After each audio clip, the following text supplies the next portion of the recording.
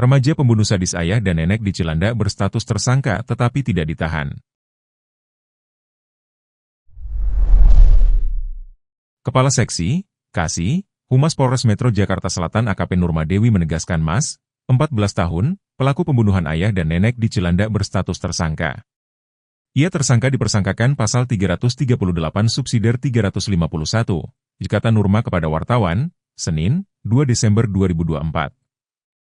Lantaran anak berhadapan dengan hukum, ABH, tersangka tidak ditahan di tempat tahanan Polres Jakarta Selatan melainkan dititip ke tempat milik Kemensos. Di Safe House, rumah aman, penitipan anak, ucapnya. Terkait motif pasti kasus pembunuhan hingga saat ini belum dapat diungkap. Menurutnya, polisi sedang menggali keterangan dari kepala sekolah dan guru tempat Mas mengenyam pendidikan. Polisi tetap akan memantau yang bersangkutan meskipun dititipkan di rumah aman. Pihak berwajib menggandeng psikolog anak hingga psikiater untuk mendalami motif Mas. 14, tega membunuh ayah dan neneknya serta melukai ibunya hingga mengalami luka parah di Lebak Bulus, Jakarta Selatan, Sabtu, 30 November 2024, kemarin.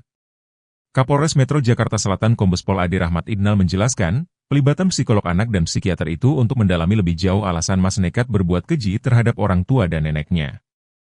Pasalnya, kata dia, berdasarkan hasil pemeriksaan sejauh ini diketahui bahwa Mas merupakan anak yang cenderung mendapat kasih sayang dari keluarganya tersebut.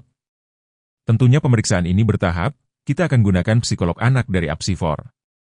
Kemudian juga sampai mungkin pendalaman, psikiater juga untuk mencari motif apa sampai yang bersangkutan melakukan padahal di keluarganya sangat disayang, kata Ade di Polres Metro Jakarta Selatan, Minggu, 1 Desember 2024. Sementara itu di lain sisi, Ade juga menyampaikan kondisi terkini dari Mas pasca melakukan pembunuhan. Dia mengatakan bahwa Mas saat ini sudah dapat diajak bicara hingga menjawab berbagai pertanyaan. Sudah bisa senyum, tadi juga sudah ngobrol dengan Bu Menteri Pemberdayaan Perempuan dan Perlindungan Anak Arifah Choiri Fauzi, pungkasnya. Terkait hal ini sebelumnya dikonfirmasi terpisah, Kasat Reskrim Polres Metro Jakarta Selatan Kompol Gogo Galesu menuturkan, pihaknya pun saat ini masih mendalami apa sebenarnya motif MS tega membunuh ayah dan neneknya tersebut. Ia menjelaskan meski sebelumnya MS menerangkan dirinya mendapatkan bisikan sebelum membunuh orang tuanya, namun Gogo tak mau berspekulasi. Itu keterangan anak, soal mendapat bisikan, saya nggak bisa ngomong sembarangan.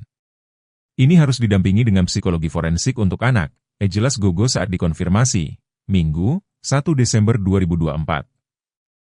Alhasil penyidik kata Gogo masih perlu mendalami lebih lanjut perihal motif dari MS membunuh ayah, nenek dan melukai ibunya.